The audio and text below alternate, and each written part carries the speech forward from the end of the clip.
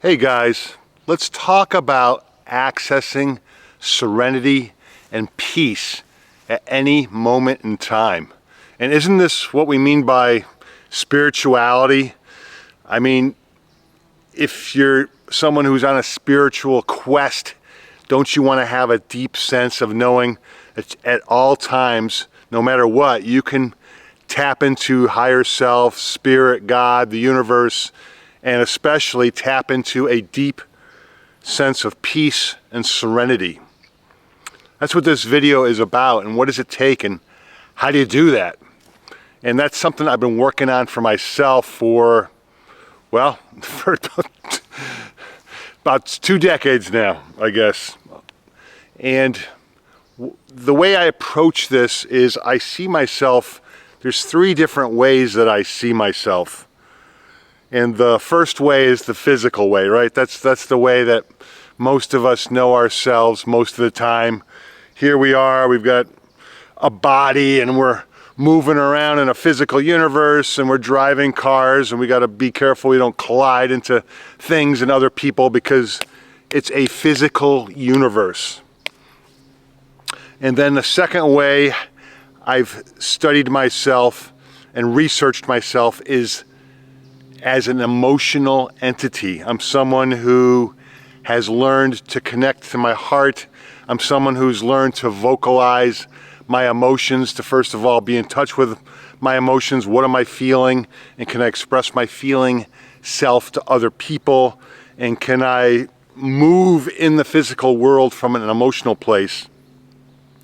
And then the third way I've researched and come to know myself is as a spiritual entity. There's an aspect to me that is observing me, that the thoughts and the chatter in my head, there's an aspect to me that can observe the thoughts and the chatter. There's a part of me that's the observer that can see the emotions welling up when I get upset or triggered or in a reactive mode or angry or just wanting to show those people. There's a part of me that can watch me doing that, and of course there's a part of me that can observe me as a physical being moving around in this physical universe. And I would call that the higher self. I would call that the spiritual self, God, the universe, lots of different names, spirit, lots of different names for it. But the point of this video is to try to give you a glimpse into, and maybe even a few tools in, how can you at any moment in time instantly get back to that state, that spiritual state, I would say, of peace, serenity, calmness, and connectedness.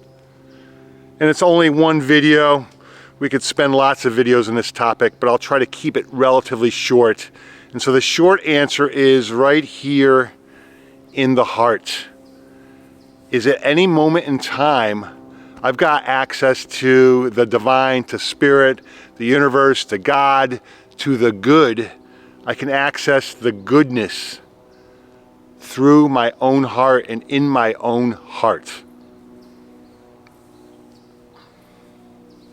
So that's my offer for you. I'm going to leave you with a couple of small things today, but probably the number one, the biggest, is your heart is the doorway, the passageway back in deep within yourself. And as I say that, when we spend our time being stuck in the physical universe, I mean, I'm like you. I spend a lot of times like I gotta eat and I gotta exercise and I gotta maneuver my car around and I gotta make money and I gotta do whatever in this physical universe from that point of view. And sometimes it's easy to get lost in that, right? It's like sometimes it's easy to be the doing this, to be the to-do list, to be the survival, to be the needs of the body. But whenever I want to return to spirit, I've now begun to develop a muscle for this. Because I know I've got access to spirit, universe, God at all times. God is not something, God's not some entity, some being out there. God is in here. Whatever God is, whatever spirit is, whatever higher self is, It's in me. And there's one of the old teachings is whenever you can take the two, the inside and the outside, and make them one, then all of a sudden you've connected yourself to heaven. And I just want to say right up front, I'm not religious. You could even say I'm anti-religious. I don't trust religious teachings.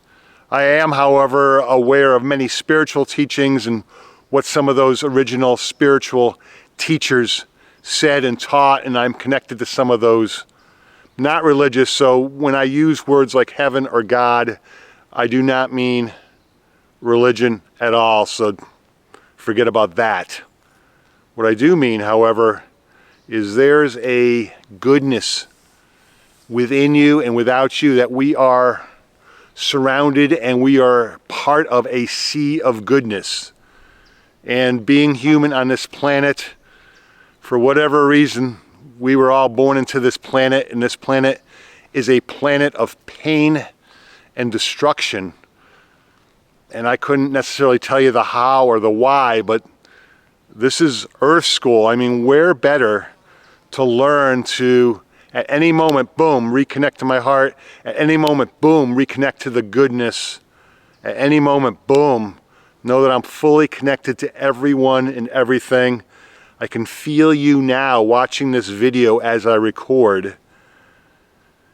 And I can feel you feeling me watching this video. And I can feel everybody and everything. I can feel every butterfly, bird, rock, and tree when I choose to return to that state of awareness in my heart.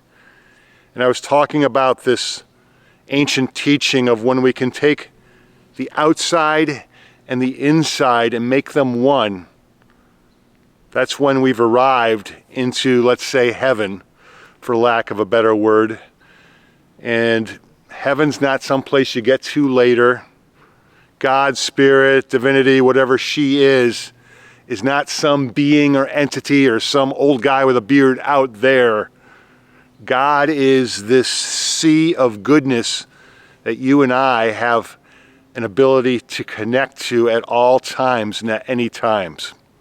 At any time, you and I can reconnect to it. And as I've said, that connection is back through the heart. The heart is the center of the outside and the inside. As I was mentioning, I kind of think about myself in three different ways, three different points of view: the physical, the emotional, and the spiritual. I spent a lot of my young adult life, say from, say 17 through 40-ish, being very much grounded in the physical. I would call myself an outdoors athlete. I loved to hike. I would run regularly.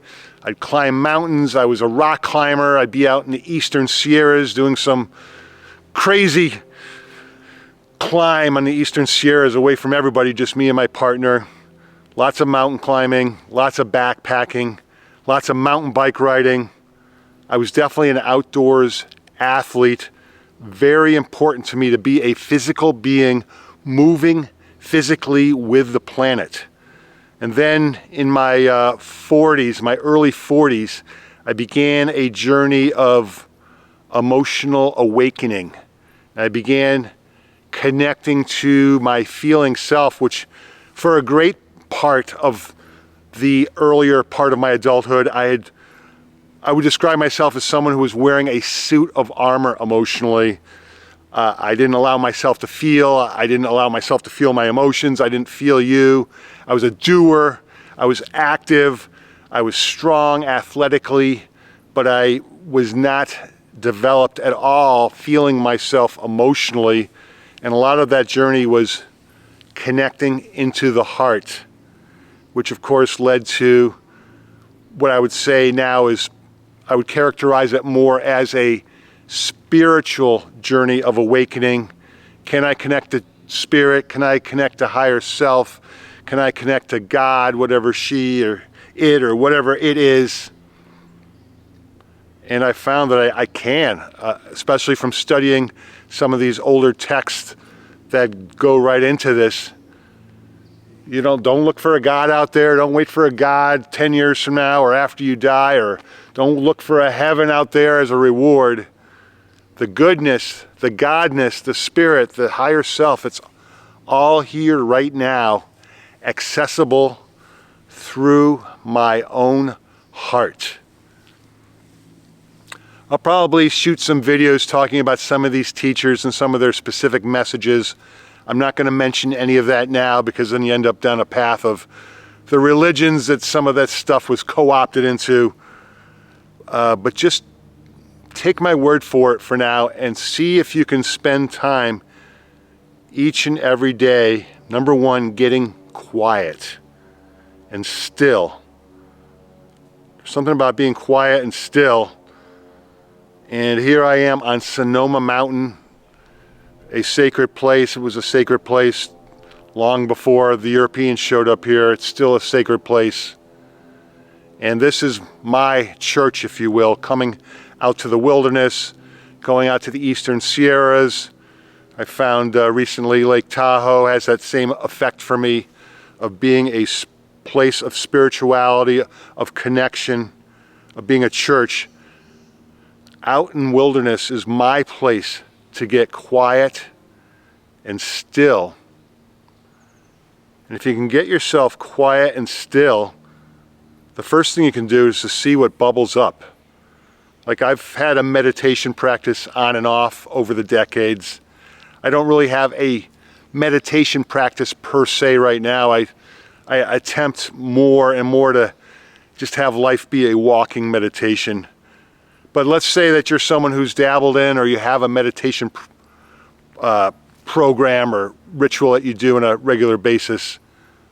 When you get quiet and still, what bubbles up is dis-ease. What bubbles up is unhealed trauma. The chatter of the mind bubbles up. And if you've done a lot of meditation, you know, you just let it bubble up. Just let it be. Just embrace it. Don't cling to it. Just watch it bubble up and let it go. But I mention that because on a journey towards quiet and stillness, what you're gonna run into is what's unhealed in your body emotionally, what's unhealed in your body spiritually. I'm lucky to be a physically healthy guy. I haven't had physical challenges really in my life. I imagine if you're someone who deals with a lot of physical pain, if you're trying to get quiet and still, maybe physical pain is what's going to come up for you. But I don't know personally. And what I want to say about that is that's the journey. Embrace, allow, accept. Don't cling to it. Don't push it away. Don't wrestle with it. Don't say, oh, I wish this stupid conversation would go away, or when am I going to stop feeling the heartbreak, or whatever it is. Just notice whatever, as you develop a daily practice of connecting with the quiet and the stillness, whatever bubbles up for you, whatever comes up, is the perfect thing to come up. Because as you journey into waking yourself up emotionally and spiritually, what there is to do is to deal with whatever has not been dealt with. And for a lot of us, that could be anger, that could be childhood trauma, that could be past heartbreak, that could be family lineage stuff that's running in your ancestral lineages for 6, 7 generations. Whatever it is, it's all perfect. It's like, oh, this is what there is to deal with. And I'm saying all of this because the purpose of this video is, how do I instantly connect to peace and serenity whenever I want to, whenever I choose to? And I've gotten to that point where I can do it now. Is I'm always aware, and I know right here in my heart, whatever craziness happens to be going on, if I'm triggered and upset and I want to react and yell at that person and tell them a jerk, tell them that they're a jerk, I go, whoa, do I want to do that, or do I want to be connected to my heart? Which one do I choose? And so I am offering you a practice of slowly beginning to connect to your heart. And that journey of learning how to connect to your heart, the journey as it's been for me, is I gotta allow whatever isn't serenity. Allow whatever isn't peace to just bubble up and let it be whatever it is. And just, hey, look at me, I've got anger. Hey, look at me, I've got sadness, I've got grief. I might have to cry for a few weeks. I might have to be angry for a few weeks, whatever it is, and just allow it to be. And that's the journey of building a muscle of learning to know your own heart and to connect with your own heart. And I really believe everything I've been saying about emotional trauma and healing of old emotional stuff and letting the emotional stuff bubble up, I really believe that that is the spiritual journey. We're already God. We're already connected to God. Is God in that tree? Is she in this rock? Then how can God not also be in you?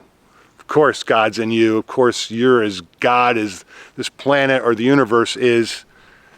And all there is to do is to remember, to practice not forgetting that you already are spirit. You already are higher self. You already are the divine.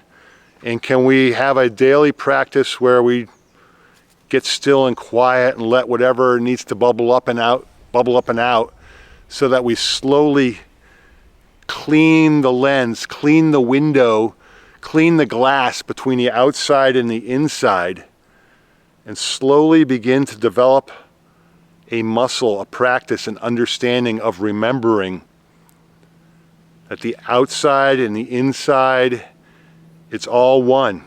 And when we do that, we get closer and closer to heaven, which is peace and serenity. As above, so below. As outside, as inside. Whatever is happening in front of me, whatever craziness is going on with that person, it's always, always, always a mirror to whatever craziness is going on inside of me. So that's enough for one video. That's an introduction to how to have access to peace and serenity, how to connect to the divine through my own heart, through your own heart, at any moment that I choose. Would love to hear from you in the comments of what this is like in your own life. Check in with me. Talk to you guys later.